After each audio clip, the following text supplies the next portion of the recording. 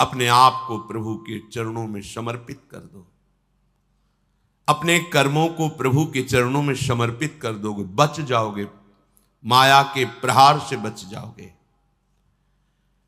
प्रभु कहते हैं जो शुभ शास्त्र के विधान के अनुसार कर्म किया गया और अशुभ जो शास्त्र के प्रतिकूल आचरण बन गया है वो भी सब मैं संभाल लूंगा, तुम केवल मेरी शरण में हो जाओ, तुम्हें नहीं भोगना पड़ेगा। भगवान कह रहे हैं। अगर बुद्धि ही खराब है तो भगवान की बात समझ में कैसे आएगी। कितना बढ़िया कृपा करके भगवान हमें उपदेश कर रहे हैं।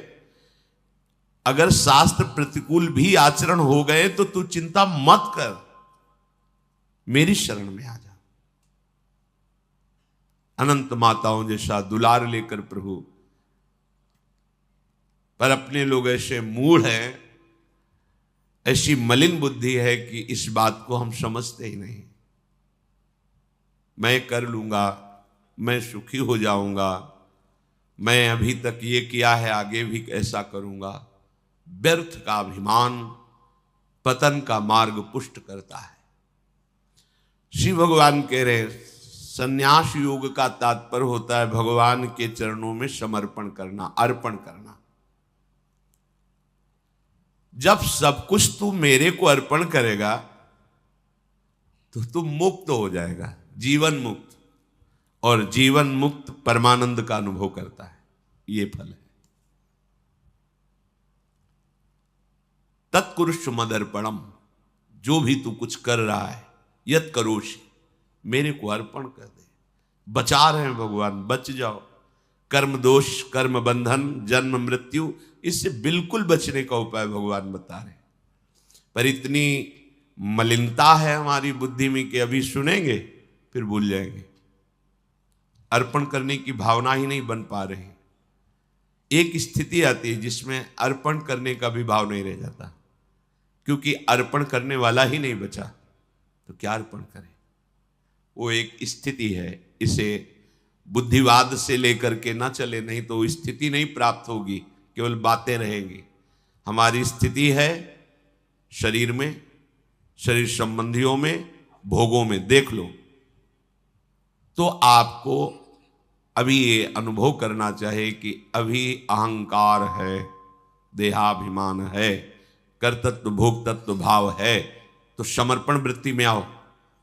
हर कर्म प्रभु को समर्पण करो, हर क्षण प्रभु को समर्पण करो, प्रभु के आश्रित हो जाओ। श्री भगवान कह रहे हैं हमारा सबके प्रति समभाव है। समोहम सर्वभूतेषु न मे द्वेष्योस्ति न प्रियः, ये भजन्तु माम भक्त्या मयि ते तेषु चाप्यहम्। बहुत अमृतमयी बात श्री भगवान कह रहे हैं। समोहम सर्वभूतेषु, मैं बराबर सब में विराजमान हूं, चाहे जड़ हो, चैतन्य हो, पापी हो, पुण्यात्मा हो, कोई भी हो। विद्या विनय संपन्ने ब्राह्मणे गविहस्तनी स्वनीचय सुपाके चा पंडिता समदर्शिना। जो भगवान का भजन करते हैं तो भगवान का प्रभाव स्वभाव उतरता है, वही उनका स्वभाव हो जाता है। जैसे भगवान समदर्शी, ऐसे भगवान का भक्त समदर्शी हो जाता है। निरपेक्षम मुनिम शांतम निर्वैरम समदर्शिना। यहां भगवान समोहम सर्वभूतेषु, स्थावर जंगम, पवित्र अपवित्र, देवता मनुष्य, कोई भी, सब में भगवान समान रूप से विराजमान है।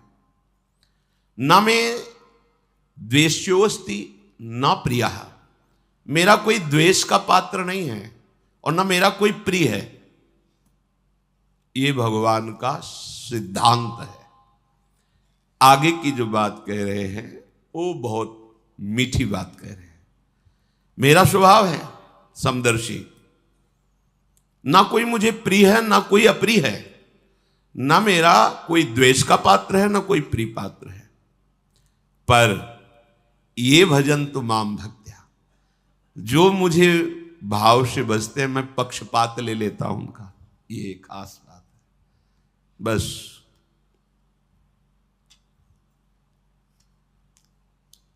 इसी बात से हम जीत गए।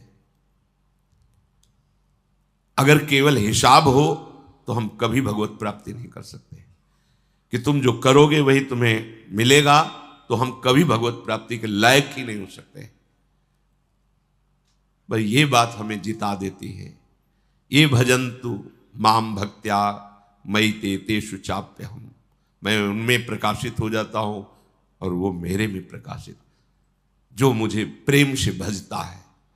अब प्रेम है कि नहीं ये तो पता नहीं, पर प्रभु के सिवा और कोई है नहीं। वही जीवन है, वही हमारे सब हैं। राधा राधा राधा, इससे जीत गए। अगर हमारे हिसाब में देखा जाए तो ऐसा कोई तप सृष्टि में नहीं है जो भगवान को खरीद सके, ऐसा कोई सिद्धांत नहीं जो भगवान को अधीन कर सके। जैसे मां मेरा बच्चा है ऐसा मान करके हर समय आंतरिक दृष्टि रखती है, जरा सा भय उपस्थित होने पर आगे खड़ी हो जाती है। ये तो एक अंश का वात्सल्य है, वो वात्सल्य समुद्र है। बस इसी बात से हम जीत गए। नहीं तो भगवान जब अपने स्वभाव में हो तो हम कभी भगवत प्राप्ति नहीं कर सकते। भगवान का स्वभाव क्या? समोहम सर्वभूतेषु न मे द्वेष्योस्ति न प्रियः, मेरा कोई प्रिय नहीं है और कोई अप्रिय नहीं है। फिर तो हमारी बात नहीं बन पाती। अगर हमारी बात बनी है तो उनके दुलार से बनी है। उनका दुलार कैसे अनुभव में आया, कैसे आता है? अपनापन करने से। मेरे प्रभु जैसे भी है हम आपके हैं नाथ, अब आपके सिवा हमारा कोई सहारा नहीं। और ये बात जब वाणी से हृदय में उतर जाती है तो फिर जो चमत्कार जीवन में होता है वो किसी और साधन से नहीं होता है। मृत्यु से बचने के लिए बड़े बड़े उपाय किए जाते हैं। जब हार हो जाती है उपायों की, तब ये बात ध्यान आती है कि है कोई ऐसा जो मुझे बचा सकता है। नहीं, जीव का ऐसा स्वभाव बन गया है कि वो पहले भगवान की शरण होता ही नहीं है। वो जब तक हार नहीं जाता तब तक भगवान की शरण नहीं होता है। ये पक्की बात है, ये स्वभाव है उसका। आखिरी दम तक वो तिनके का भी सहारा लेने की कोशिश करेगा। जब तिनके का भी सहारा नहीं रह जाता तब वो हारे को हरिनाम, तब वो सहारा लेता है। अगर पहले ही ले ले तो हारना ना पड़े, उसे विपत्तियों का सामना ना करना पड़े। एक बार देवताओं ने देखा कि युद्ध में जितने असुर मारे जाते हैं, दैत्य, उन सबको भगवान शुक्राचार्य जी के पास संजीवनी विद्या है। विद्या का प्रयोग किया, तत्काल जीवित हस्त पुष्ट। भगवान बृहस्पति जी के पास ये विद्या नहीं। जितने देवता मारे जाते वो अंग भंग वैसी स्थिति में रहते, मृत तो मृत। भगवान बृहस्पति जी के पास ये विद्या थी नहीं, भगवान शुक्राचार्य जी के पास। देवताओं ने बृहस्पति जी को अपना गुरु माना और दैत्यों ने शुक्राचार्य जी को गुरु माना। अपने गुरुदेव की कहीं भी लघुता मन में भी नहीं आनी चाहिए। इसलिए देवताओं ने कभी बृहस्पति जी से ये प्रार्थना भी नहीं की कि आप संजीवनी विद्या सीख लीजिए, हम लोगों को जिलाने, कभी प्रार्थना नहीं की। गुरु महिमा है। पर उनके बड़े पुत्र का नाम कच्छ था। उनसे बात की कि आप हमारे गुरु पुत्र हैं और हमारे ऊपर सबसे बड़ी संकट की बात है कि कोई साधन नहीं है जिससे हम अमर हो सके। और शुक्राचार्य जी के पास साधन है, संजीवनी विद्या। कोई भी असुर नहीं, जो भी मरा उसको तत्काल जीवित कर दिया।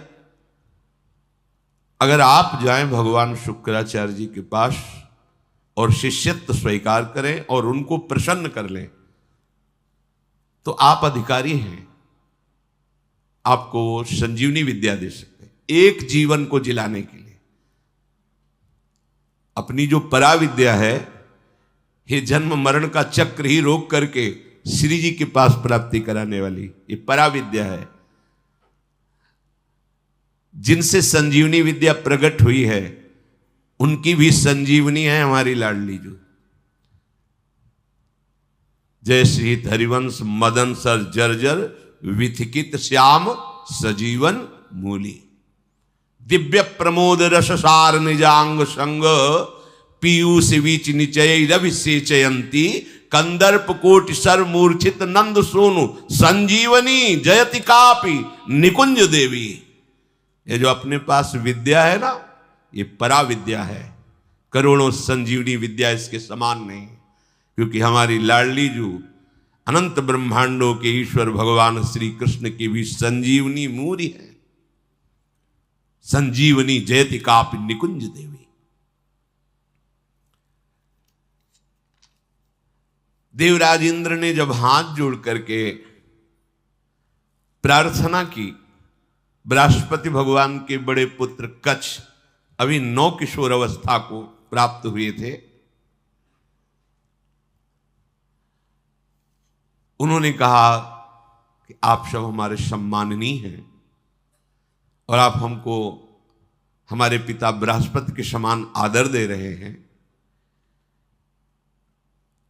अब हमारा कर्तव्य बनता है आपकी रक्षा करना। हम जा रहे हैं पर बड़ा संकटपूर्ण कार्य है, क्योंकि कोई भी दैत्य बर्दाश्त नहीं करेगा। हो सकता है मेरी मृत्यु भी हो जाए, पर आपके हित के लिए मैं मृत्यु का भी वरण कर लूंगा। जो संत स्वभाव के होते हैं उनका प्रभाव यही होता है कि वो अपनी हानि करके दूसरे का परम लाभ करना निश्चित करते हैं, और जो अशंत स्वभाव के होते हैं वो दूसरे की हानि करके अपना लाभ सोचते हैं। कच्छ ने सब देवताओं को आश्वासन दिया, अगर जीवित रहा तो संजीवनी विद्या लेके ही आऊंगा, और ना जीवित रहा तो फिर बात अलग है। इसमें परहित की भावना बहुत जोर की। परहित की भावना जहां होती वहां भगवान रक्षा करते हैं। स्वसुख वांछा जहां होती वहां आसुरी भाव होता है, राक्षसी भाव होता है, फिर वहां दुर्गति होती है। श्री महान महिमा में भगवान के पिता होने का सौभाग्य जिन्हें प्राप्त हुआ दशरथ जी महाराज, उनको वो परम लाभ जो गीधराज जटायु को मिला नहीं मिला।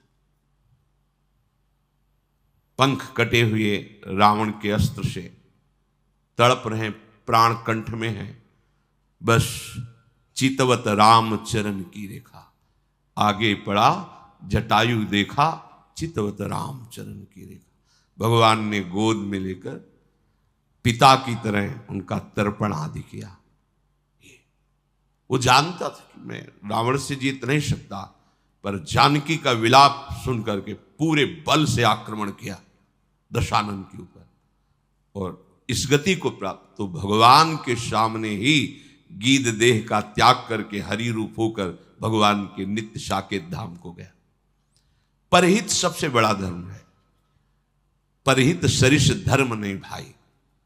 और यहां स्वसुख वांछा से ही हमारी सारी चेष्टाएं होती, इसीलिए आनंद की तो बात जाने दो, शोक भय संताप ये छोड़ ही नहीं रहा है। कच्छ जी दैत्यों की सभा में विराजमान भगवान शुक्राचार्य जी के पास गए, उन्हें प्रणाम किया और कहा मैं आपसे एकांत में प्रार्थना करना चाहता हूं। भगवान शुक्राचार्य जी ने एक तेजस्वी बालक एकांत समय दिया, प्रणाम करके कहा मैं अंगिरा ऋषि का पौत्र, भगवान बृहस्पति का पुत्र, मेरा नाम कच्छ है और मैं आपका शिष्य होना चाहता हूं। ब्रह्मन, मैं आपको गुरु रूप में वरण करता हूं। मैं 1000 वर्ष तक ब्रह्मचर्य रह करके आपकी सेवा करना चाहता हूं, और आप इसके लिए मुझे मना मत करना, इसकी अनुमति दे देना। शुक्राचार्य जी ने कहा कच्छ सुस्वागतम तेस्तु प्रतिगृहणामि ते वचः। अर्चयिष्येह मर्च्यम त्वामर्चितोस्तु बृहस्पति। मुझे बहुत प्रसन्नता हुई। कच्छ, तुम्हारे संकल्प का हम स्वागत करते हैं। शिष्य कौन है, किनका है, किस पक्ष का, ये नहीं देखा जाता। यदि वो शिष्यत्व स्वीकार कर रहा है और उसमें वो लक्षण हैं तो बिना किसी संकोच के, बिना कोई विचार के उसको स्वीकार कर लिया जाता है। ये धर्म की मर्यादा है। उसमें फिर नहीं देखा जाता आप कौन, कहां के, कैसे, नहीं। आप में आर्त भाव है, शरणागत होना चाहते हैं, वो स्वीकृत है। मैं तुम्हें स्वीकार करता हूं। तुम्हारा ये जो संकल्प है आदर का पात्र है। तुम्हारा सम्मान करना, भगवान बृहस्पति का सम्मान करना है। तब कच्छ ने कहा कि आपने बड़ी हम पर कृपा कर दी। महाकांतिमान कच्छ बड़े ही सुंदर थे। उनके सामने जल लेकर संकल्प किया, 1000 वर्ष तक मैं अखंड ब्रह्मचर्य रहूंगा। शुक्राचार्य जी ने कहा, मेरे ही भवन में तुम्हें अब रहना होगा और तुम प्रकाशित मत होइए कि मैं बृहस्पति पुत्र हूं, क्योंकि दैत्यों में देवताओं के प्रति द्वेष भाव है, वो अमंगल कर देंगे। और मेरी ये पुत्री देवयानी तुम्हारी ही अवस्था की है, नवकिशोर अवस्था ही, यौवन के पदार्पण की भूमिका को कहते हैं। तारुण्य प्रथमो प्रवेश समय, इसे किशोर अवस्था कहते हैं। तरुण अवस्था की प्रवेश की, अभी जवान नहीं कह सकते, वो प्रवेश स्थिति, ये बड़ी देव स्थिति होती है। तुम हमारी पुत्री का प्रिय करो, उसकी आज्ञा में रहो, अपना ही घर है, ऐसे निर्भय हो के रहो, पर बाहर सावधानी से ही निकलना, क्योंकि दैत्य जन ये जान न पावे कि तुम हमारे पास रहे हो। अभी कोई संजीवनी विद्या की बात भी नहीं की। देवयानी से कहा, अब ये यही रहेंगे। 1000 वर्ष तक का इन्होंने नियम पूर्वक ब्रह्मचर्य का संकल्प लिया है। देवयानी जी ने स्वीकार किया उनको। वो सदैव देवयानी के सामने हाथ जोड़कर प्रणाम करना, उनकी आज्ञा में रहना, जैसे गुरु वैसे गुरु पुत्री, ऐसा भाव। 500 वर्ष व्यतीत हो गए ब्रह्मचर्य से रहते हुए और गुरु भवन में सेवा करते हुए। कोई नहीं जान पाया। एक दिन किसी गुप्तचर ने दैत्यराज को बताया कि भगवान शुक्राचार्य के घर में कोई नवकिशोर बालक बहुत ही देदीप्यमान, कांतिवान, काफी समय से रह रहा है। अब 500 वर्ष से कुछ हुआ नहीं था, इसलिए छूट भी हो गई थी। तो जो भविष्यान्नी के लिए गायें थी, उनको चराने के लिए जंगल में चले जाते। गुप्तचरों ने दैत्यों को बताया कि इस समय वो नवयुवक वन में गाय चराने गया हुआ है और एकांत प्रदेश है, और हमने पता लगाया वो युवक कोई और नहीं, बृहस्पति जी का पुत्र कच्छ है। गुप्तचर भी बड़ी विद्या से युक्त होते हैं पूरा, और मुझे लग रहा है कि ये सब एक देवताओं का प्लान है जो संजीवनी विद्या सीखने के लिए भेजा है। अब आपका क्या आदेश है? तो उनका आदेश क्या, उसे मार के फेंक दो, पर ऐसी सावधानी से मार करके उसे अलग अलग करो जिससे शुक्राचार्य जी जिला ना पावे। एकांत प्रदेश में वो गौएं चरा रहे थे। दैत्यों ने जाकर अस्त्र शस्त्र से उन्हें छोटे छोटे टुकड़े काट डाले कच्छ के और कुत्तों को खवा दिया। देखो, एक संजीवनी विद्या के लिए कष्ट सहना, और ये तो अंतिम है, अब संसार चक्र में ही नहीं आना। इसके लिए अगर एक बार कोई हमारे ऊपर प्रहार करे या शरीर छूट जाए तो मेरा घाटा थोड़ी है। शरीर तो वैसे ही छूटना है। अगर मुझे शरीर छोड़ने पर श्री जी मिल जाती है तो सस्ता बड़ा सौदा है, बहुत सस्ता सौदा है। प्राण दिए यह प्रेम न पाइए, और मुझे मिल रहा है। तो दौड़ के पहले नंबर में खड़े होना चाहिए। ये तो एक संजीवनी विद्या है, प्राप्त तो है। दैत्यों के पास इतने सामर्थ्यशाली महात्मा भी हैं, क्या उनका स्वभाव बदला? क्या वो आनंद से तृप्त हुए क्या? लेकिन राधा राधा कह के देखो, ये राधा नाम परा विद्या है, अमृत है, तुम्हें तृप्त कर देगा। समस्त कामनाएं भस्म करके, कर्म बंधन से मुक्त करके, प्रेम में डुबोकर श्री जी के पास पहुंचा देगा। जहां न आना है न जाना है, जहां पाना तो खूब है, न गैस बनेगी, न मल बनेगा, न मूत्र बनेगा। दिव्य, न बुढ़ापा है, न कोई पीड़ा है, न कोई रोग है, चिदानंद शरीर। कोई भय नहीं कि कभी हटा दिए जाएंगे, दूसरा आएगा तो हमारी जगह ले लेगा, ऐसा नहीं। बस वहीं विश्राम मिलेगा। चलना है, मन में ठान लो, चलना है। पर यह बात कि जिस मार्ग में हम चल रहे हैं उसमें फूल ही फूल नहीं मिलेंगे, शूल भी मिलेंगे। शूल को देख के डरना नहीं, वो शूल फूल बन जाएंगे। पर आप सोचो कि अब हम तो भजन में चले तो सब जयमाला पहनावे हमें, और हमें प्रणाम करें, नमस्कार करें, तो भूल जाना जब आप अच्छी चढ़ाई पर चढ़ रहे होंगे तो पैर पकड़ के घसीटने वाले हजारों दौड़ पड़ेंगे, पर आपको रुकना नहीं है। बल आपका श्री जी है, इसलिए कोई घसीट नहीं सकता, पर विघ्न बाधाएं आपको घेर लेंगी। किसी उत्तम वस्तु की प्राप्ति के लिए बहुत उसे छुपा के रखा जाता है, बड़े विघ्न रखे जाते हैं जिसे कोई अधिकारी ही प्राप्त कर पावे। उनको मार दिया, कच्छ को, उनके शरीर के टुकड़े टुकड़े करके कुत्तों को खवा दिया। अब उस दिन गौवें बिना रक्षक के वापस आ गई। देवयानी जी ने देखा कि कच्छ तो आए नहीं, गौवें लौट आई। उन्होंने शुक्राचार्य जी से कहा कि भगवान, आपने अग्निहोत्र कर लिया, सूर्य देवस्थाचल को चले गए, गौवें वापस आ गई, पर कच्छ वापस नहीं आया। मेरा हृदय भयभीत हो रहा है, कच्छ के साथ कुछ अमंगल हुआ। मैं सत्य कहती हूं, मेरा हृदय कभी झूठ इशारे नहीं करता। मेरे हृदय में आ रहा है कि शायद अब कच्छ जीवित नहीं है। भगवान शुक्राचार्य जी ने ध्यान देकर देखा, बोले तो ये तो गजब हो गया, कच्छ को काट करके कुत्तों को खवा दिया दैत्यों ने। ठीक है, संजीवनी विद्या का प्रयोग किया, हर कुत्ते के पेट से फट फट करके मांस एकत्रित हुआ, कच्छ जिंदा हो गए। ये संजीवनी विद्या, विद्या का बड़ा प्रभाव होता है। इलवल और वातापी नाम के दैत्य थे ना, इसी विद्या को जानते थे, और उनको संतों से द्वेष था।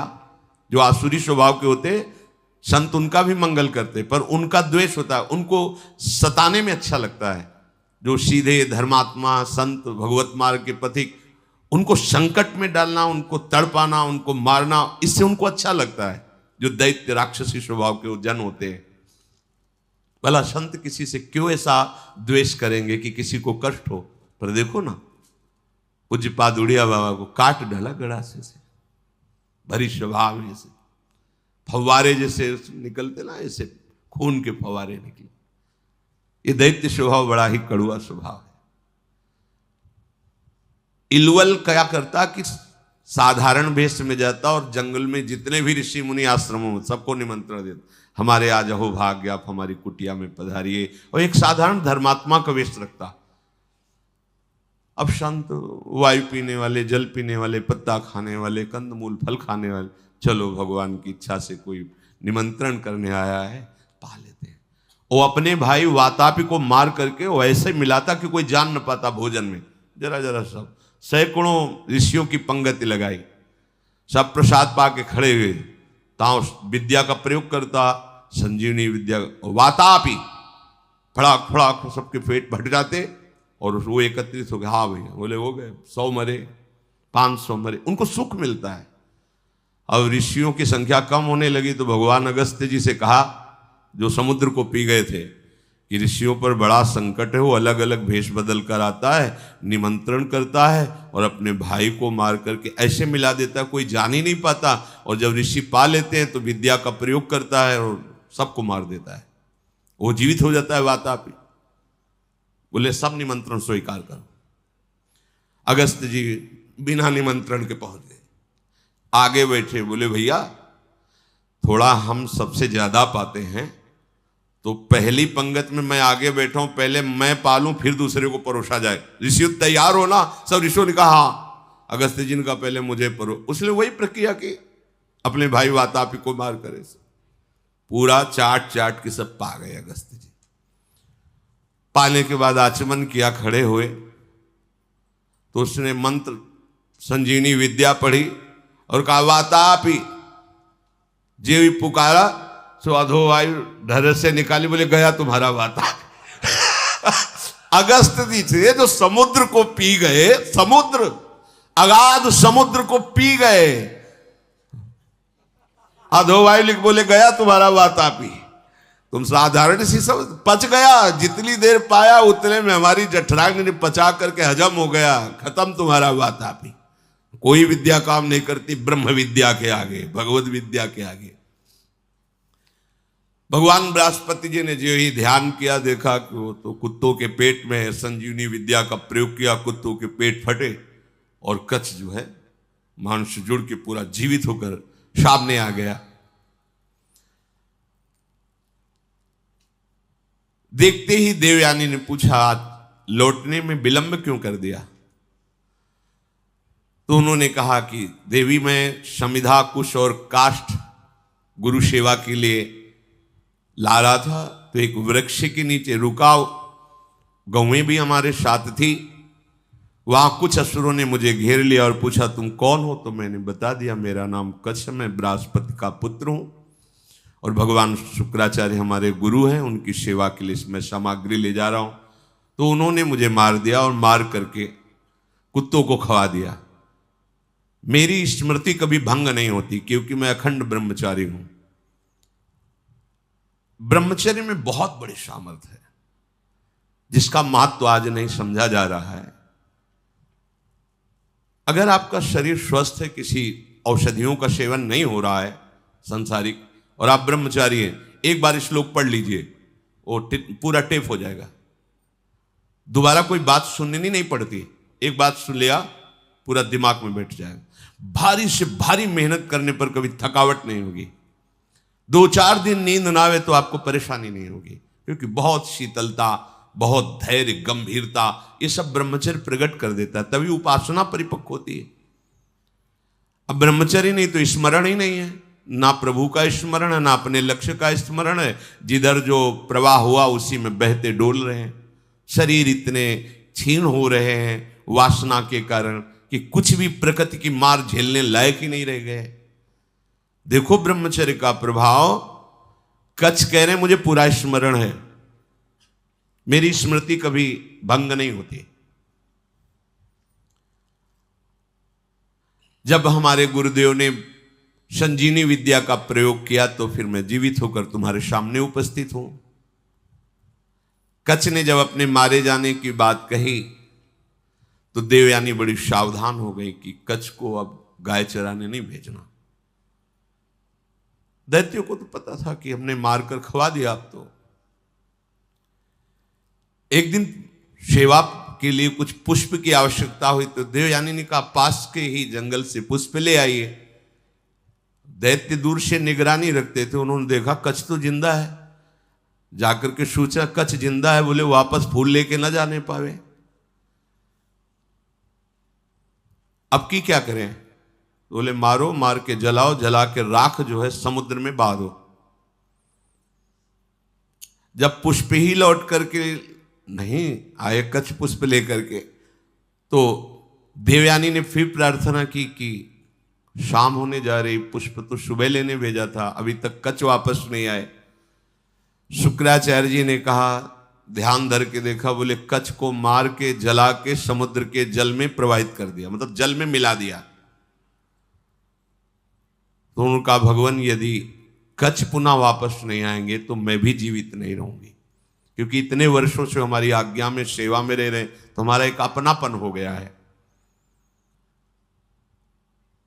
तो उनका देखो, चाहे जितनी बार जिलावें वो प्रयोग यही करेंगे, बार बार उन्हें मारेंगे। कभी ऐसा वो बुद्धिमानी से प्रयोग करेंगे कि संजीवनी विद्या का प्रयोग करने वाला ही नहीं रहेगा, इसलिए तुम भूल जाओ कच्छ को। तो उनका ऐसा नहीं हो सकता। जो आपकी शरण में, आपको उसकी रक्षा करनी ही पड़ेगी। जो संजीवनी विद्या का प्रयोग किया, लहरों से राख निकली, राख शरीर धारण किया, फिर कच्छ के रूप में आके पुष्प लेके सेवा में उपस्थित हो गए। बड़ी विद्या में सामर्थ्य होती है। गुप्तचरों ने बताया कि कच्छ है अभी गुरु भवन में, मार के जला के। अब वहां हुआ कि सुनो, अब की बार ऐसा करो कि कोई उपाय ही न रह जाए संजीवनी विद्या के प्रयोग का। तो किसी कार्य हेतु जे भी गुरु भवन से बाहर निकले, कच्छ उनका अपहरण कर लिया। कच्छ को मार करके जलाया, जला करके छान करके उस राख को सुरा में मिला करके अंगूर आदि के रस में और शुक्राचार्य जी के ही पास पहुंचा दिया। जो सेवा में था, जो ही दिया, भगवान शुक्राचार्य पी गए। शुक्राचार्य जी पी गए। देवयानी ने कहा पूरा दिन हो गया, कच्छ के दर्शन नहीं हो रहे। अब बताया बार बार, वो अगर हम संजीवनी विद्या का प्रयोग भी करेंगे तो मार ही डालेंगे, इसलिए तुम छोड़ो, क्यों चिंता करते हो। उन्होंने कहा भगवान आप ये निश्चित समझ लीजिए कि शरणागत हैं वो हमारे, और मैं उनकी रक्षा किए बिना जीवित नहीं रह सकती। आपसे सच कहती हूं, यदि मैंने कच्छ का दर्शन नहीं किया तो अपना जीवन नष्ट कर दूंगी। प्यार तो होता है परिवार के जनों से। शुक्राचार्य जी ने कहा बेटी, बृहस्पति का पुत्र कच्छ इस बार ऐसी घटना में स्थित है, या तुम्हारे पिता रहेंगे या कच्छ रहेगा। देवयानी तुम शोक छोड़ो, रो मत। तुम्हारी जैसी विवेकशालिनी और शास्त्र स्वाध्याय करने वाली युवती के लिए ऐसा रोना या ऐसी बात कहना मैं जीवन त्याग दूंगी, ये उचित नहीं है। असंभव है अब जिलाना कच्छ को। बोले क्यों? बोले हमारे पेट में पहुंच चुका है वो। ध्यान के द्वारा देखा कि अंगूर आदि के रसों में सुरा मिला के उनको पिला दिया। बोले कच्छ को हम ही को पिला दिया गया। ऐसे ये द्वेषी है दैत्यजन कि बाहर से तो पेट फाड़ के निकाल दिए सबके, सब जगह से बुला लिया। अब अगर हम विद्या का प्रयोग करते हैं तो हमारी मृत्यु हो जाएगी, क्योंकि निकलेंगे। देवयानी ने कहा कि मेरे दुख को अगर दूर करना चाहते हैं तो कच्छ को बुलाना ही पड़ेगा। तो उन्होंने कहा इसमें कोई संशय नहीं कि दैत्य लोग बहुत द्वेषी हैं। मेरे शिष्य को मार डाला है भयंकर स्वभाव वाले दैत्य। ये जानते नहीं कि मैं कितनी सामर्थ्य से युक्त हूं, फिर भी मेरे शरणागत को कष्ट दे रहे हैं, विरुद्ध आचरण कर रहे हैं। मुझे लगता है कि अब इनके परास्त होने का समय आ गया है। जब कोई गुरु द्रोह करता है तो उसके नाश का निश्चित समय आ जाता है। इस तरह का अपराध चाहे वो देवराज इंद्र क्यों न हो, उसको भी भयभीत करके परास्त कर देता है। जो ब्रह्मचर्य के पालन में रत है, मेरी आज्ञा में रहता है, मुझे बहुत प्रिय है, उसका कोई अहित करे तो मानो मेरा ही अहित कर रहा है।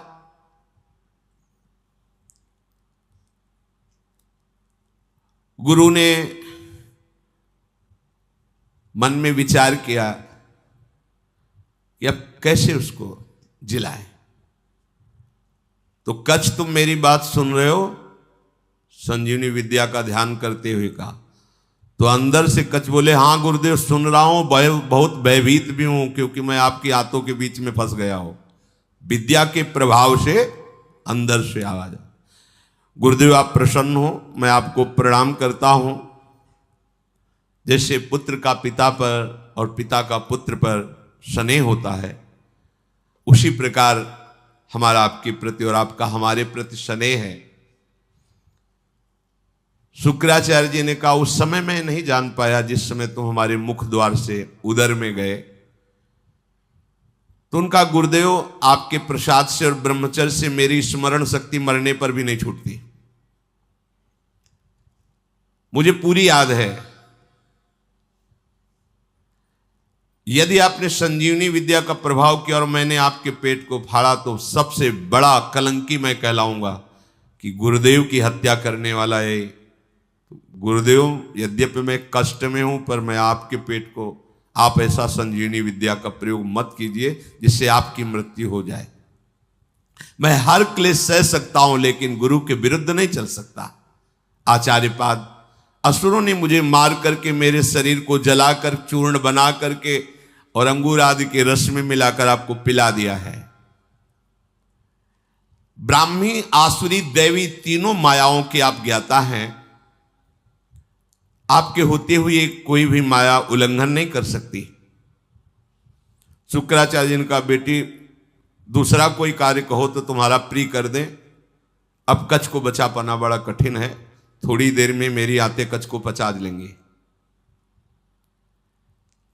मेरे उदर के विदीर्ण होने के सिवा कोई दूसरा उपाय नहीं रह गया। अगर मैं ब्रह्म विद्या का प्रयोग करता हूं तो मेरे उदर में वो जीवित होंगे, उनका उदर, मेरा उदर फटेगा, मैं मर जाऊंगा।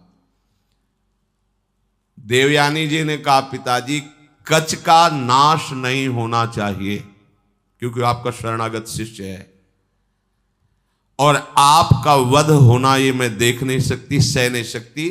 आप बड़े प्रवीण हैं, दोनों के बीच का रास्ता निकालिए। शुक्राचार्य जी ने कहा बृहस्पति के पुत्र कच्छ, तुम हमारी बात सुन रहे हो? देवयानी तुम पे प्रसन्न है और मैं भी तुम्हारा हित करना चाहता हूं, इसलिए तुम सुनो, मैं तुम्हें मृत संजीवनी विद्या देता हूं। आए भी इसीलिए थे, आज तक नहीं कहा था। गुरु की शरण जिस भाव से हुआ जाता है बिना मांगे वो बात पूरी हो जाती है यदि आपकी निष्ठा और भावना है। देखो ऐसी परिस्थिति दैत्यों ने प्रकट की विपरीत, लेकिन वही विपरीतता इनके लिए अनुकूलता का स्वरूप हो गई। शुक्राचार्य जी ने कहा तुम सुनो, मैं तुम्हें संजीवनी विद्या का उपदेश करता हूं। संजीवनी विद्या का उपदेश किया और कहा जब मैं अपने ऊपर प्रयोग करूंगा तो तुम बाहर निकलना, मेरा पेट फाड़ के तो मेरी मृत्यु हो जाएगी, फिर तुम संजीवनी विद्या का प्रयोग मेरे ऊपर करना जिससे मैं जीवित हो जाऊंगा। मेरे शरीर से जीवित निकलकर तुम मेरे वास्तविक पुत्र बन जाओगे क्योंकि मेरे उदर में रहे तुम। गुरु से विद्या प्राप्त करके सामर्थ्यशाली होने पर भी शिष्य को सदैव गुरु के प्रति दोष दृष्टि से रहित धर्मयुक्त दासता का भाव ही रखना चाहिए। तो भगवान शुक्राचार्य से संजीवनी विद्या प्राप्त करके उन्होंने कहा हाँ प्रभु मेरी स्मरण में आ गई संजीवनी विद्या। जे ही प्रयोग किया संजीवनी, शुक्राचार्य जी का पेट फटा और कच्छ बाहर निकले। बड़ा ही तेजस्वी स्वरूप संजीवनी विद्या प्राप्त करने के बाद और हो गया कच्छ का, मानो मूर्तिमान वेद रूप धारण करके आ गए हो। शुक्राचार्य गुरुदेव को भूमि में मृत पड़ा देख करके उन्होंने अपनी गुरु विद्या संजीवनी का प्रयोग किया। जे ही प्रयोग किया ते ही उठ खड़े हुए भगवान शुक्राचार्य, साष्टांग प्रणाम किया। गुरुदेव मैं विद्या से शून्य था, उस दशा में आपने मेरा पालन पोषण किया और अत्यंत दुर्लभ मृत संजीवनी विद्या दी जो अमृत धारा है। कोई भी महात्मा ऐसा कैसे हो सकता है कि अपने ऐसे उपकार करने वाले गुरुदेव को कभी भी दुखी कर सके। आप ही मेरे माँ हो, आप ही मेरे पिता हो। हे गुरुदेव, हम जिस कार्य के लिए आए थे वो कार्य पूर्ण हुआ, पर मैं सदैव आपका हूं, आपका दास हूं। जब जैसी आज्ञा आप हमें जरूर दीजिएगा। गुरु की कृपा के बिना कोई भी विद्या सिद्ध नहीं होती। जो गुरुदेव से विद्या प्राप्त करके गुरुदेव की अवहेलना कर देता है, उसे प्रतिष्ठा रहित पाप पूर्ण नरकों की प्राप्ति होती है। कोई भी मंदबुद्धि अज्ञान से युक्त होकर के कभी यदि अपने गुरुदेव का अपमान कर दे तो धर्म भ्रष्ट हो जाएगा, उसे ब्रह्म हत्या का पाप लगता है। इस लोक परलोक में दोनों में उसकी निंदा होती है।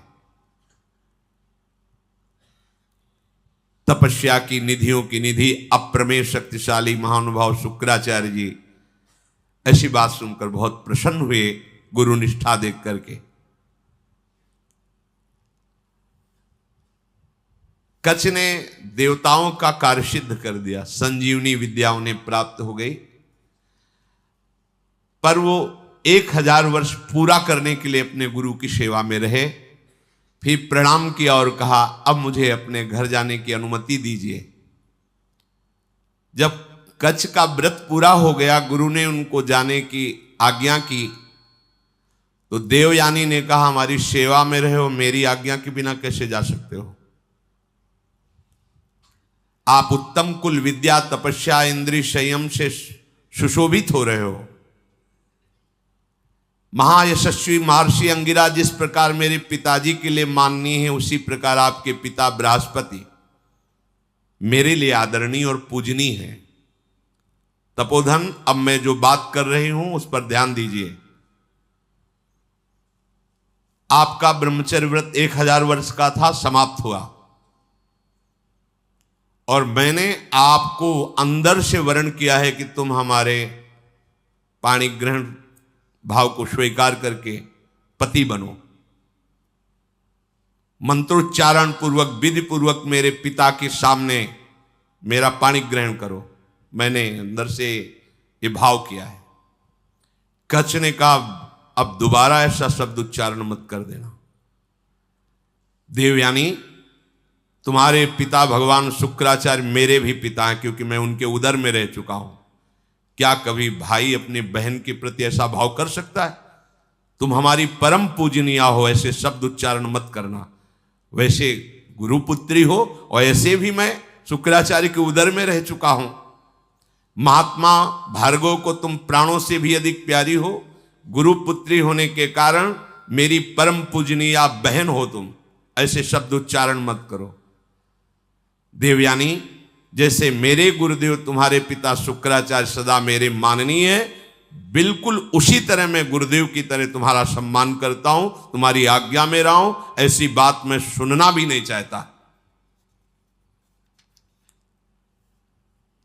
देवयानी ने कहा, मैं आपका सम्मान करती हूं, आपकी भावना का, लेकिन जब से आप आए हैं और आज तक मैंने आपकी प्राणों की रक्षा की। मेरे ही कारण आप जीवित हो, मेरे ही कारण तुम्हें संजीवनी विद्या मिली। मैं हठ ना करती तो तुम हमारे पिता के हाथों में ही पच जाते। इसलिए तुम्हारा जीवन मेरा दिया हुआ जीवन है। इसलिए सौहार्द के साथ मैं कहती हूं कि मैं उत्तम भक्ति के द्वारा तुम्हारी आराधना करूंगी।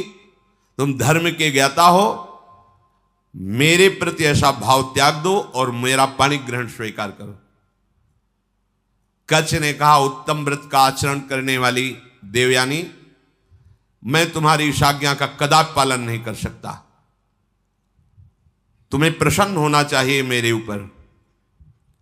मैं तुम्हें गुरु से भी बढ़कर पूज्य दृष्टि से सदैव देखा हूं। मेरे हृदय में कभी तुम्हारे प्रति ऐसा भाव नहीं आया।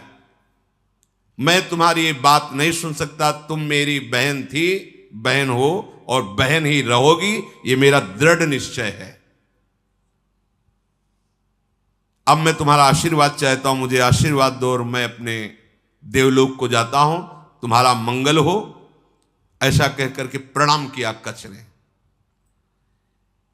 यद्यपि धर्म से युक्त कच्छ की वाणी थी,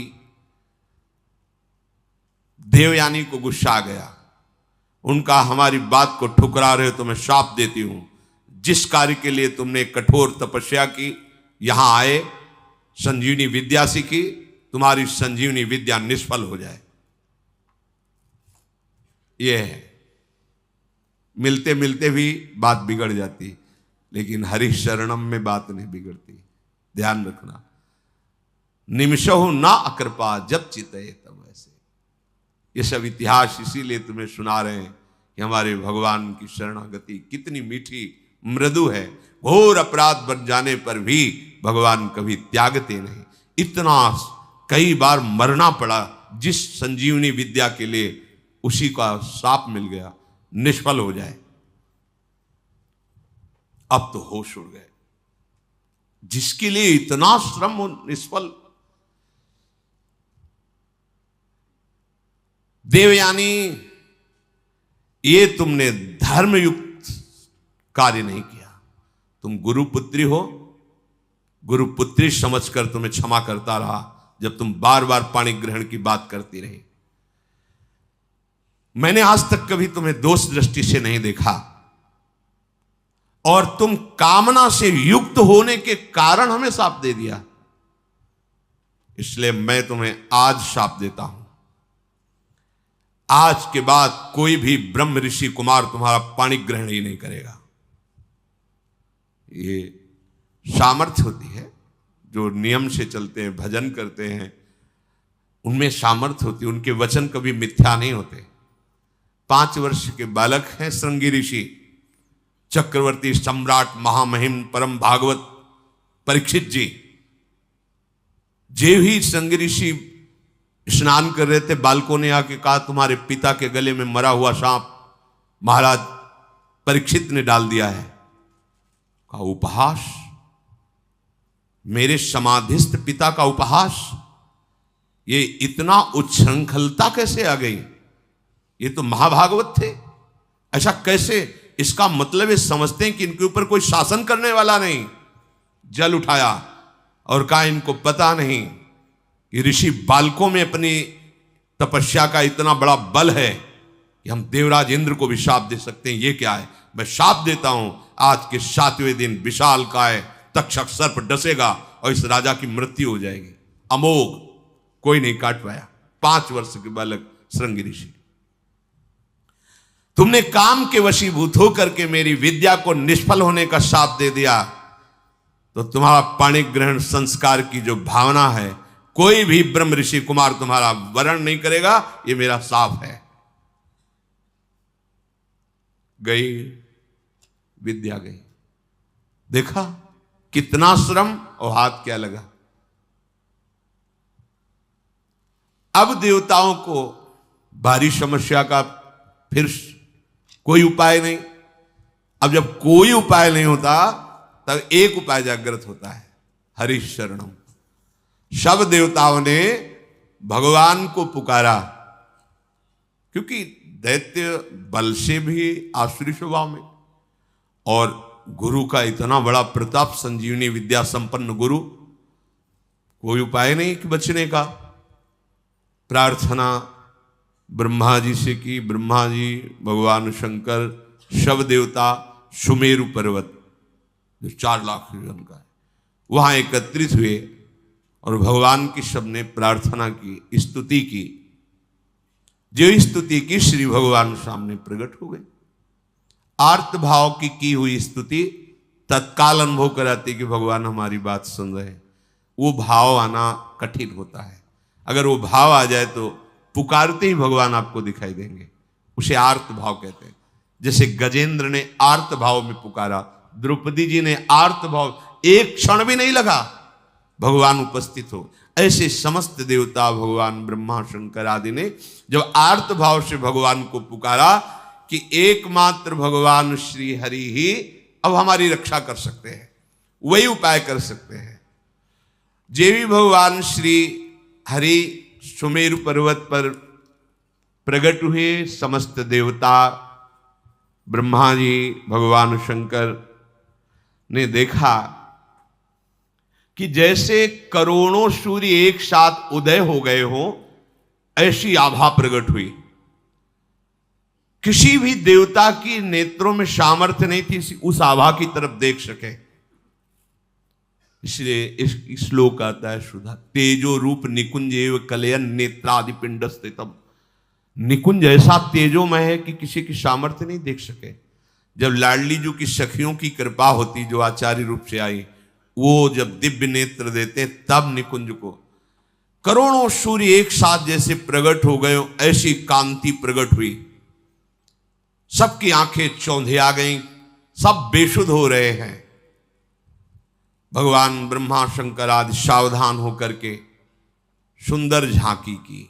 उस तेज के बीच में मरकतमणि पन्ने के समान स्वच्छ श्यामल शरीर, जैसे कमल के भीतरी भाग के समान सुकुमार नेत्र, लाल लाल डोरियां, चमकता हुआ करोड़ों बिजलियों की कांति वाला पीतांबर, सर्वांग सुंदर श्याम शरीर, रोम रोम से सुंदरता फूट पड़ रही है। धनुष के समान टेढ़ी भौहें, बड़ा सुंदर मुख, महामणिमय किरीट, भुजाओं में बाजूबंद, कानों में झलकते हुए कुंडलों की चमक, कपोल सुंदर खिले हुए, करधनी में लड़ियां, हाथों में कंगन, गले में चरणों तक माला। भगवान श्री हरि प्रकट हुए। जे ही भगवान प्रकट हुए तो भगवान के दिव्य पार्षद आसपास सब सेवा में उपस्थित, सुदर्शन चक्र आदि मूर्तिमान पार्षद रूप होकर सेवा में रहते हैं। जब आदेश होता है तो अस्त्र रूप धारण करके फिर लीला करते हैं, जैसा आदेश भगवान का होता है। समस्त देवताओं ने साष्टांग पृथ्वी पर लौट करके भगवान श्री हरि को प्रणाम किया और सबने भगवान की स्तुति की। अजात जन्म स्थिति संयमाया गुणाए, निर्वाण सुखार्णवाये, अणुरणिम ने परिगण्य धामने, महानुभावाय नमो नमस्ते। संपूर्ण सृष्टि का प्रादुर्भाव, स्थिति और प्रलय ये आपसे ही होती है, पर आप इससे संबंध नहीं रखते। होती आपसे ही है पर आप इससे संबंध नहीं रखते। जैसे चुंबक के आकर्षण से लोहा जो जड़ है वो चलायमान होता है, पर चुंबक की कोई इच्छा नहीं होती, उसका स्वाभाविक ऐसा आकर्षण है कि उसमें हलचल पैदा हो जाती है। ऐसे ही श्री भगवान की सामर्थ्य से सृष्टि का सृजन पालन लय होता रहता। भगवान निर्लेप है, निर्विकार है, प्राकृत गुणों से रहित एवं मोक्ष स्वरूप परमानंद के महान समुद्र, सूक्ष्म से भी सूक्ष्म और महान से भी महान, हे परमेश्वरशाली प्रभु श्री हरि, हम आपको बार बार नमस्कार करते हैं। समस्त देवताओं ने भगवान की स्तुति की और कहा, प्रभु आप ही हमारे रक्षक हैं। जब कोई विशेष संकट पड़ता है तब आप हमारी रक्षा करते हैं। ब्रह्मादि देवताओं ने स्तुति करके मौन होकर हाथ जोड़कर खड़े हो गए। यह स्वभाव है क्या, जब हार जाता है तब याद आती भगवान की। ये सबका स्वभाव, पहले ही भगवान की याद कर लो। पर वो जब किसी ऐसी विपत्ति में फंसता है कि कोई सहयोगी नहीं होता, तब भगवान की याद आती है। सब हाथ जोड़कर खड़े हो गए। समस्त लोकों के एकमात्र स्वामी भगवान श्री हरि ने कहा, ब्रह्मा, शंकर और समस्त देवताओं, सावधान होकर सुनो, ये मेरी सलाह है, इससे तुम सबका मंगल होगा। इस समय तुम्हें यह समझना चाहिए कि गुरु की कृपा है दैत्यों के ऊपर। तुम युद्ध में परास्त नहीं कर सकते। गुरु मेहरबान तो चेला पहलवान। भगवान कह रहे हैं तुम परास्त नहीं कर सकते। असुरों पर काल का एक छत्र कृपा प्रसाद है, क्योंकि वो गुरु सेवा में है, शुक्राचार्य जी को अनुकूल किए हुए हैं। उनकी समय कोई भी अभ्युदय या अवनति नहीं कर सकता। हमारा विचार है कि इस समय तुम्हें अस्त्र शस्त्र रहित होकर उनकी सभा में जाना चाहिए, नमस्कार करना चाहिए, उनसे मित्रता करनी चाहिए और फिर एक बड़ा कार्य का अनुष्ठान करो। जब तुम्हारा कार्य सिद्ध हो जाए फिर तुम भले उनसे लड़ाई करना। तुम्हारा कार्य होगा समुद्र मंथन, जिससे अमृत निकलेगा। उस अमृत को तुम पी लोगे तो संजीवनी विद्या की जरूरत ही नहीं, कोई देवता मरेगा ही नहीं। पर अमृत अकेले नहीं निकलेगा, मंथन में प्रयत्न करेंगे वो भी, पर वो अहंकार और द्वेष से युक्त होने के कारण उस अमृत के अधिकारी नहीं है। वो अमृत तुम्ही को मिलेगा। वो अमृत का प्रभाव है, जरा सा भी मुख में चला जाए तो कभी वो मरेगा नहीं। लेकिन ये अमृत पीकर देवता भी परम शांत या परमानंद में निमग्न नहीं है, वो भी अंदर से भयभीत रहते हैं, उनके अंदर भी कामनाएं हैं।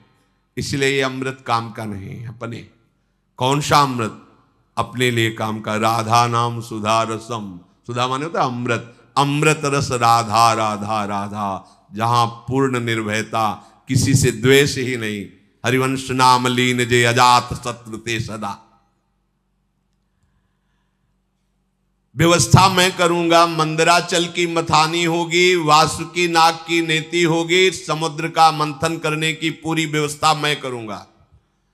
आलस्य प्रमाद छोड़कर विश्वास करो और जाओ, हाथ जोड़ो, प्रणाम करो दैत्यों को और उनको मिलाओ, अपने मित्र बनाओ, और फिर ये बताओ कि दोनों मिलकर समुद्र मंथन करें और उसमें से अमृत निकलेगा और हम सब पान कर लेंगे।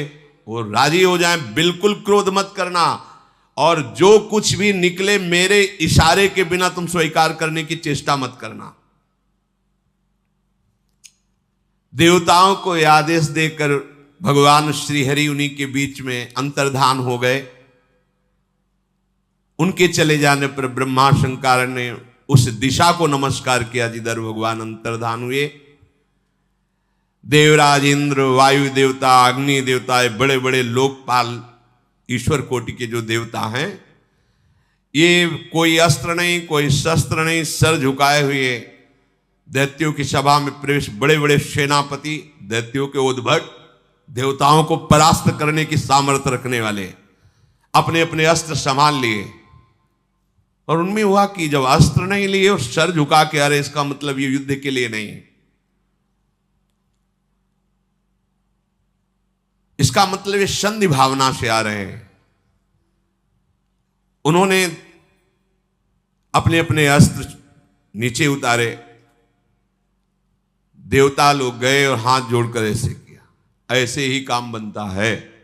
अगर अमृत पद प्राप्त करना है ना, तो जो गाली दे तो भी हाथ जोड़ना पड़ेगा। ये भगवान की सलाह है।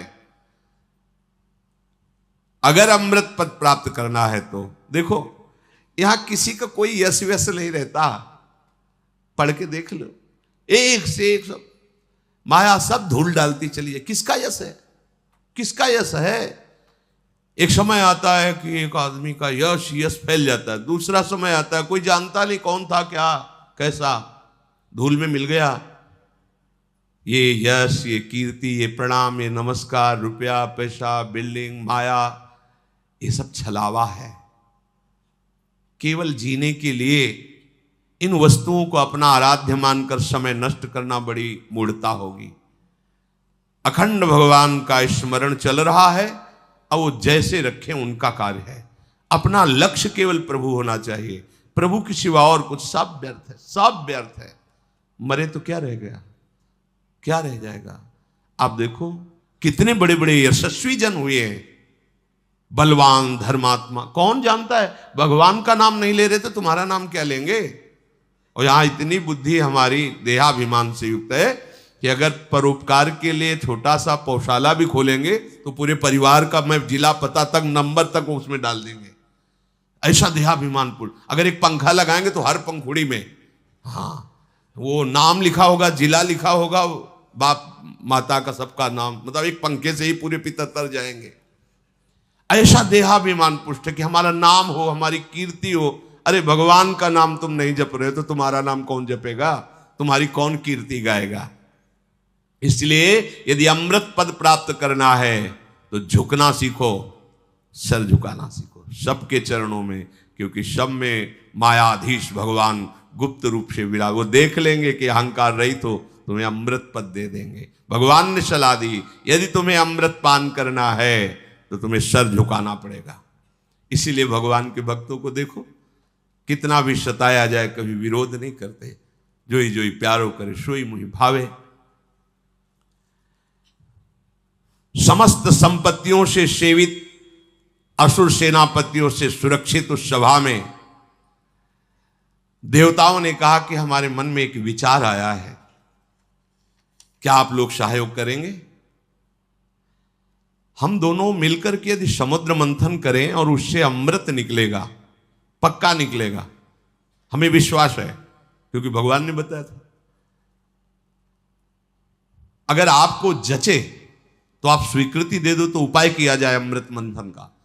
तो वहां शंबर, अरिष्ट नेमी, त्रिपुर निवासी बड़े बड़े बलवान दैत्य बैठे थे। उन्होंने कहा अमृत मिल जाएगा तब तो सब बढ़िया बात बन गई। अब इसमें समझौता की क्या बात है, हम सब एक ही है, चलो समुद्र मंथन प्रारंभ करते हैं। सबने मंथन के लिए स्वीकृति दे दी, समुद्र मंथन के लिए। भगवान ने बताया था कि मंदराचल की मथानी होगी, 11,000 योजन ऊपर, 11,000 नीचे। एक योजन का मतलब 4 कोस, 11,000 का मतलब 11 का मतलब 44,000 कोस, 44,000 कोस ऊंचे। और नीचे मूल जड़ भी 11,000 उखाड़ के लाना है समुद्र के समीप, और इसकी मथानी बनानी है। मंथन किसका हो रहा है? समुद्र का। अब बड़े बड़े बलवान देवता दैत्य मंदराचल को ललकारते हुए, गरजते हुए उखाड़ तो लिया, पर फिर संभाल नहीं पाए तो सैकड़ों देवता और दैत्य चटनी बन गए, इतना बड़ा पहाड़। अब देवताओं ने भगवान का स्मरण किया कि प्रभु शुरुआत से अमंगल शुरू हो गया, और डर गए सब कि अब ये तो घटना इतनी घट गई, इसी में हजारों देवता दैत्य पिस गए तो कैसे काम चलेगा। भगवान जिनकी पंखों से सामवेद उच्चारण होता है, उन गरुण जी के ऊपर विराजमान मंद मंद मुस्कुराते हुए आए, जो देवता दानव चकनाचूर हो चुके थे।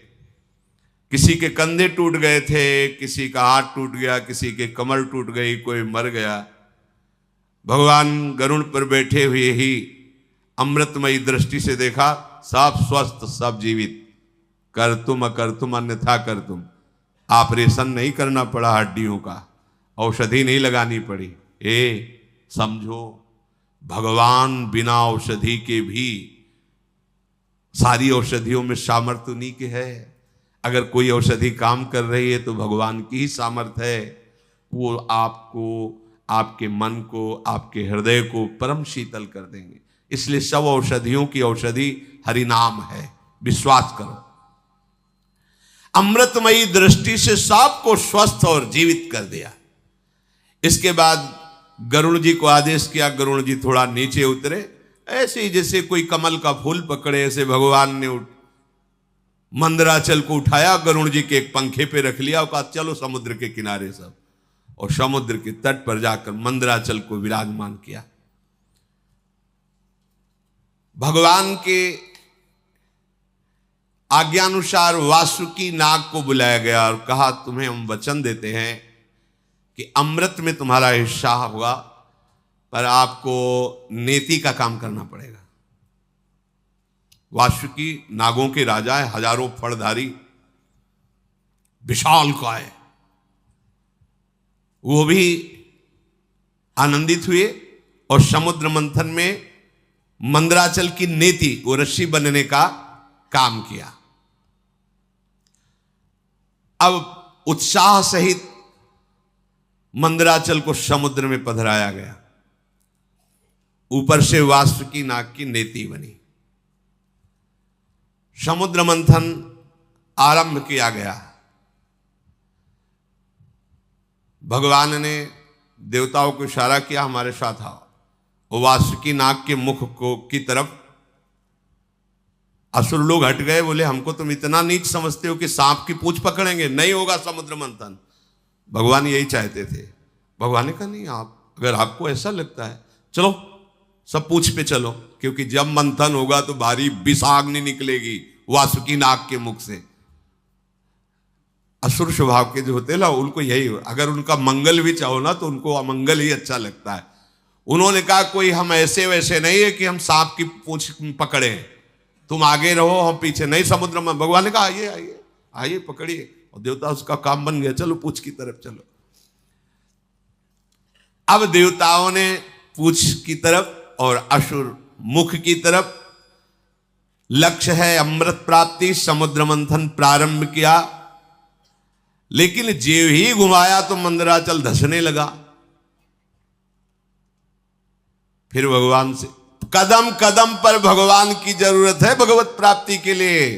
चाहे जितने बड़े तपस्वी, साधना, ज्ञानी, बैरागी कोई भी हो, बिना भगवान के, चाहे उन्हें गुरुदेव भगवान बोलो चाहे भगवान बोलो, बातें उनके बिना कृपा प्रसाद के, ये तो अमृत है सृष्टि का, वो तो ज्ञानामृत है, प्रेमामृत है, उसकी प्राप्ति कैसे हो सकती है? सब कुछ ठीक, मंथन प्रारंभ, मंदराचल धसने लगा। अगाध समुद्र, भगवान का चिंतन किया, भगवान की प्रार्थना की कि प्रभु कृपा करके अब तो सहयोग करो, नहीं तो सब किया कराया। सबके मुंह में उदासी छा गई। भगवान ने तुरंत एक विशालकाय कच्छप का रूप धारण किया।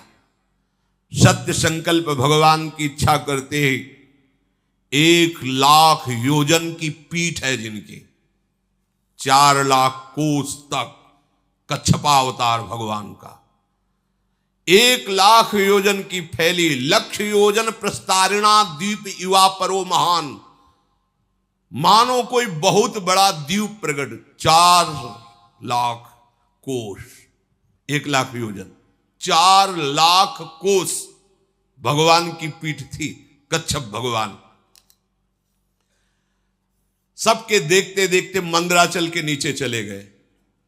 मंदराचल से मानो जैसे पीठ में कोई खुजली करे, ऐसे कच्छप भगवान को खुजली सी लगी, वो आराम करने लगे। मंदराचल की अब तह मिल गए, कच्छप भगवान की पीठ पर मंदराचल। अब तो मंदराचल को घुमाना प्रारंभ किया गया।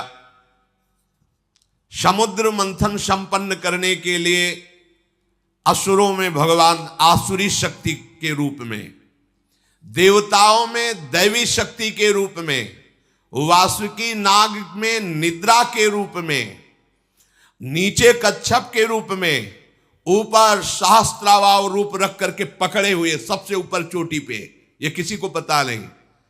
पूरा का पूरा मंथन भगवान ही से हो रहा है।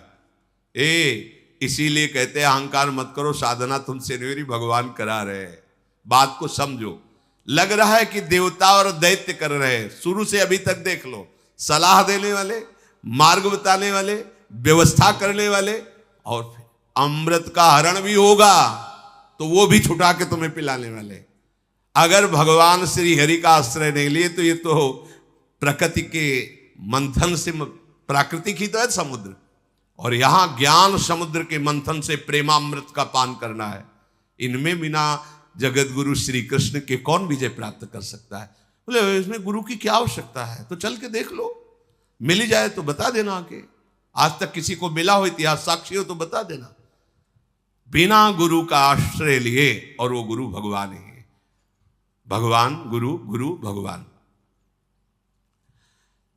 अब समुद्र मंथन बड़ी दृढ़ता से प्रारंभ हुआ। जेवी समुद्र मंथन प्रारंभ हुआ, वासुकी नाग के मुख से विष उगलना प्रारंभ। आप देवता सुरक्षित है पूंछ की तरफ, दैत्य झुलस रहे हैं, देवताओं की तरफ देख रहे हैं तो हल्की हल्की फुहारें आ रहे हैं शीतल। क्यों? भगवान के जिस पक्ष में है उनके पक्ष में हो ना, तो वहीं विष की ज्वाला और वहीं शीतल फुहारें। भगवान कह रहे समूहम सर्वभूतेषु, देखो समूहम, जो नीचे की पंक्ति में कहा जो मेरा भजन करता है, पक्षपात ले लेते हैं भगवान। क्षुब्ध हो गया समुद्र, भारी मंथन प्रारंभ हुआ। ऐसी विष के धुएं निकलने लगे, व्याकुलता बढ़ गई। भगवान ने तत्काल शीतल जल वर्षा का आदेश किया कि अगर ऐसा तो फिर कैसे समुद्र में, पग पग पर विघ्न है, भगवान न हो तो साधना सिद्ध ही नहीं हो सकती। भगवान की प्रेरणा से दिव्य बादल आकर के वर्षा करने लगे, शीतल सुगंधित वायु चलने लगी, सबकी जान में जान आया। अजित भगवान स्वयं मेघ के समान श्यामला शरीर, पीतांबर धारण किए, कानों में मकराकृत कुंडल बिजली की तरह चमक रहे हैं। विश्वविजयी भगवान देवताओं की तरफ खड़े होकर स्वयं मंथन कराने लगे। अब बड़े वेग से मंदराचल घुमाया जाने लगा। समुद्र में खलबली मच गई। समुद्र ने भी हाथ जोड़कर कहा कि महाराज मेरे तो प्राण ही चले जाएंगे। बोले तुम भी धैर्य रखो, सहो, तुमको भी अमृत का छींटा मिल जाएगा। अमृत के लोभ से देखो, और ये अमृत देवता पीकर भी किस सुख को प्राप्त कर रहे हैं, देख लो। ये नामामृत, लीलामृत के सामने कुछ नहीं। ब्रह्मा जी रोज प्रणाम करते हैं भगवान के भक्त को। ये भगवान की भक्ति के समान जो प्रेमामृत है, कहीं नहीं, कहीं नहीं। जो अमृत पिए हुए देवता, उनसे भी श्रेष्ठ मानव देह कहा गया है। देव दुर्लभ ही होनी कही गई। क्यों? क्योंकि इसमें तुम नामामृत का पान कर सकते हो, ज्ञानामृत का पान कर सकते हो, प्रेमामृत का पान कर सकते हो। अब तो जे ही मंथन शुरू हुआ तो हलाहल विष निकला। मंथन काय के लिए हो रहा है? अमृत के लिए। पर अमृत के पहले क्या निकला मंथन में? विष। इस विष को केवल शिव पचा सकते हैं, शिव, दूसरा नहीं। क्या विष है? कहते जब पहले भजन नहीं करते थे बड़ी शांति लगती, जब से भजन शुरू किया गंदी गंदी बातें आ रही, काम आ रहा, क्रोध आ रहा। अब मंथन शुरू तो विष आएगा नहीं। शिव, तुम्हारा संबंध नहीं है अंतःकरण धर्म से, ये ज्ञान ही शिव है। वंदे बोधमयम नित्यम। बोध माने ज्ञान। जो ज्ञान स्वरूप है वही इस विष को पचा सकता है। नहीं पचाना मुश्किल है, हार जाओगे, भाग जाना पड़ेगा, आप टूट जाओगे। नहीं, ज्ञान के द्वारा, विवेक के द्वारा अगर इस विष को न पचाया होता तो संतों ने अमृत पान न किया होता। हलाहल नामक इतना वो जहरीला कि उसके जो फूहे उड़ रहे थे, आसपास का सब वन भस्म हो गया। अब देवता दैत्य सब के प्राण व्याकुल हो गए केवल उसकी भाप से जो जहर निकला। भगवान ने कहा कि चलो सब कैलाशपति का स्मरण करो। देवाधिदेव महादेव भगवान शंकर ही बचा सकते हैं। भगवान सदाशिव को पुकारा, अंबा के साथ भगवान प्रकट हुए। ऋषि मुनि देवता दैत्य सब प्रणाम करके प्रार्थना कर रहे। तीनों लोकों का अभ्युदय और मोक्ष जिन ऋषियों ने संकल्प करके कि सबका मंगल हो, वो सब ऋषि भी आ गए और स्तुति करने लगे भगवान शंकर की।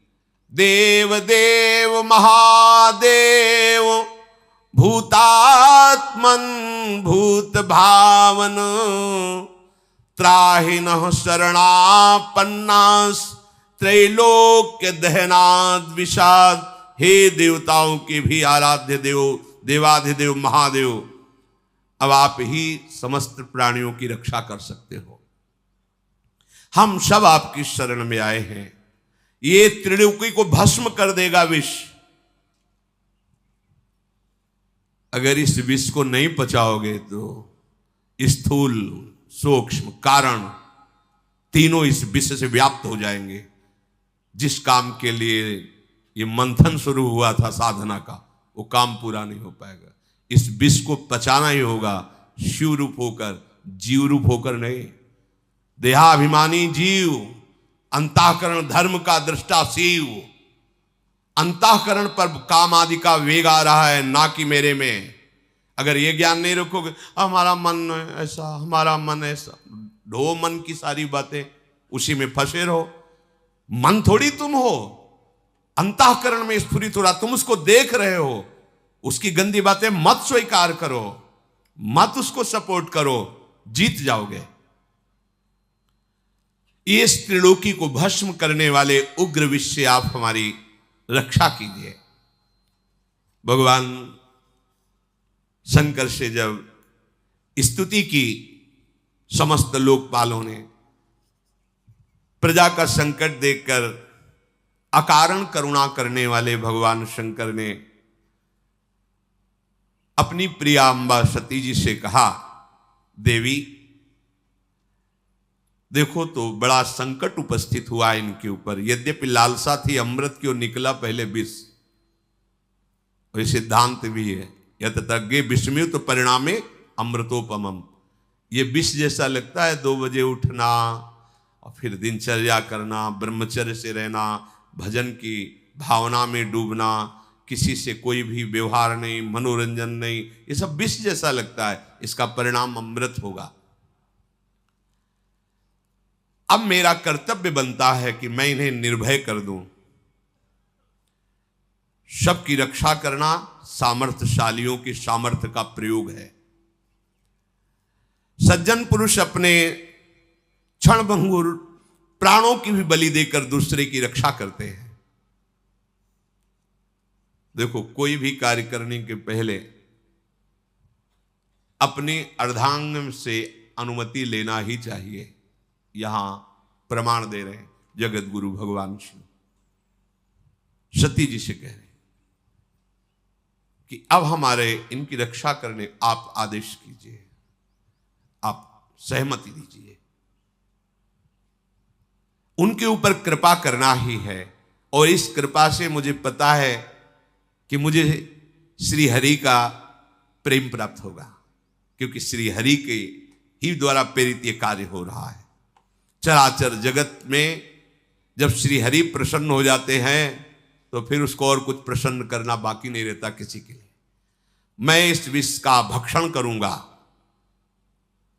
विश्व के दाता, जीवन दाता भगवान शंकर जब सती जी से ऐसा कहा तो सती देवी ने उस प्रस्ताव को पास किया। हाँ ठीक है भगवान, आप जगत अम्बा है ना, जगत मंगल के लिए, और अपने प्रभु का वो सामर्थ्य भी जानती है।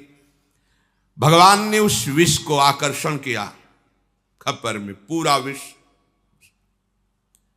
और भगवान शिव उस हथेली के पात्र में रखकर विष को पान कर गए। बड़ा प्रभावशाली था, इसलिए हृदय में नहीं जाने दिया, बाहर नहीं रहने दिया, ये गले में रोक लिया। हलाहल विष उसने प्रभाव दिखाया, पूरा कंठ श्याम वर्ण का हो गया। इसलिए भगवान शिव का एक नाम नीलकंठ भी है। जिस समय भगवान शिव वो विष पी रहे थे तो उससे एक छोटा सा एक विष की बूंद गिरी, उसी से जितनी जहरीली औषधियां, जहर और सर्प बिच्छू आदि जो जहरीले जंतु, उसी जहर से हुआ। अगर पूरा जहर होता तो क्या होता, सब भस्म हो जाता त्रिभुवन। भगवान शिव ने उसे गले में रोक लिया। फिर मंथन प्रारंभ हुआ, आगे की चर्चा है। ये समुद्र मंथन है, बिना हृदय मंथन किए भगवत प्राप्ति के अमृत पद को कोई प्राप्त नहीं करता। एक संजीवनी विद्या के लिए उन्होंने जीवन को दांव में लगा दिया। एक अमृत प्राप्ति के लिए जो लोकवत है, देखो कैसा, और आप भगवदामृत पान करने के लिए कितने मजबूत होने चाहिए। इसे किसी ने कुछ कह दिया, आप रो रहे हो, कोई थोड़ा विघ्न आ गया, भजन छूट गया, उदास बैठे हो, भगवान तुम्हारी क्या यही भगवत्ता है, एक सुख सुविधा दी थी वो छीन लिया, अब कोई हमारा नहीं रहा वो छीन, ये सब बहुत नीचे स्तर के। तुम बहादुर हो, ऐसे सूरवीर हो कि त्रिभुवन में तुम्हारे कोई कदम को लड़खड़ा न सके, रोक न सके भगवत प्राप्ति, क्योंकि सहयोगी हमारे प्रभु हैं। देखो ना, समुद्र मंथन में अगर प्रभु ना हो तो प्रारंभ ही नहीं होता। ऐसे ही तुम्हारे भगवत प्राप्ति को अगर प्रभु स्वीकार न किए होते तो प्रारंभ ही नहीं होता। यही सर आवत अति कठिनाई, राम कृपा बिनु आई न जाई, गृह कारज नाना जंजाला, तेति दुर्गम शैल विशाला। पहाड़ जैसे हैं ये घर परिवार के मोह ममता, इसको जो लांघ कर तुम आए हो ना, तो हरि ने तुम्हें घसीटा है। वही अमृत पद तक सहयोग करते हैं और वही अमृत पद के रूप में मिलते हैं। इसलिए साधक को कहा जाता है कर्ता भाव छोड़ो। ये मत सोचो कि आप कुछ कर रहे हो, आपसे प्रभु करा रहे हैं। जैसे समुद्र मंथन में सब कुछ प्रभु कर रहे हैं। मंदराचल लाने वाले, सलाह देने वाले अर्थात प्रेरणा करने वाले, फिर मंदराचल को लाने वाले, फिर मंदराचल को रोकने वाले, फिर ऊपर से मंदराचल को दबाने वाले, वासुकी नाग में निद्रा के रूप में, देवताओं में दैवी शक्ति के रूप में, असुरों में आसुरी शक्ति के, वही सब रूप में कर रहे हैं। हमारे जो भी भागवतिक साधना होती मेरे प्रभु मेरे हृदय में बैठकर करा रहे हैं। कर्ता भोक्ता भाव नष्ट हो जाएगा, अमृत पद की प्राप्ति होगी। भगवान ही इस विषैले काम क्रोधादि से हमारे को बचाते हैं, अपनी सामर्थ्य नहीं। कभी किसी को अहंकार नहीं करना चाहिए। यदि जितेंद्रिय हो, धर्म से चलते हो, भजन कर रहे हो तो भगवान की कृपा से कर पा रहे हो। अगर उनकी कृपा का छत्र हट जाए तो अभी आपको दिखाई देगा आप कुछ नहीं हो, कुछ नहीं हो।